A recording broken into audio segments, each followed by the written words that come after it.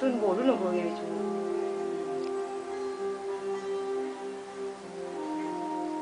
हा खाल दादा ठीक आहे ताजी भाजी आणली ठेवा दादा आता कसं बघा घर एकदम भरल्यागत वाटते नाही तर समजा एकदम सुन झालं होतं लहानपणी बाप गेला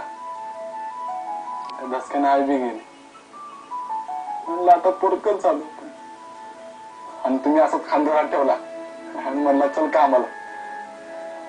तुमच्यामुळे झालं बघा समजा आणि आज तुम्हाला घरी आणलेले बरं वाटते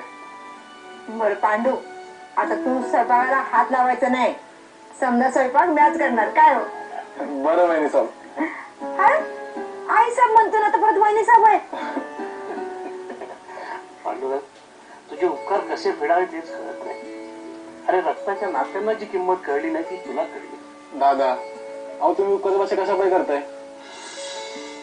आणि तसं यात माझाच फायदा आहे अहो आईच्या हाताची गरम भाकरी बापाचा हात असला ना खांद्यावर त्याची काय लागत नाही बघा बरं चला जेवार वाढते हात धुवून घ्या नाही मला भूक नाही तुम्ही जेव्हा अहो असं का करताय हे बघा जे झालं ते झालं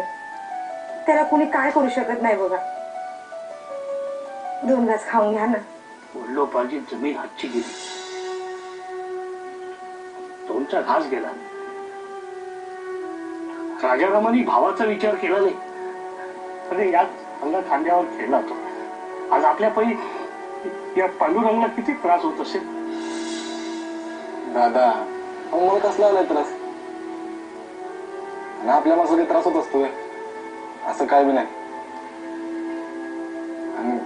तुम्हाला एक सांगू का घर आहे ना हे 4 भिंती नाही होत बघा घर हे 4 माणसांनी होते आणि त्याच पुरं झाले अरे बापरे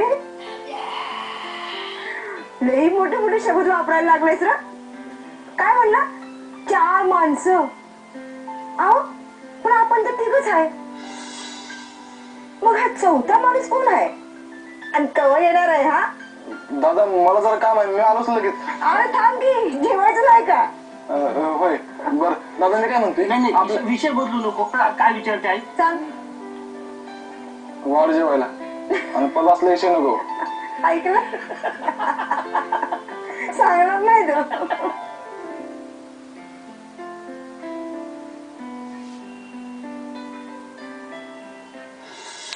काय मुलींची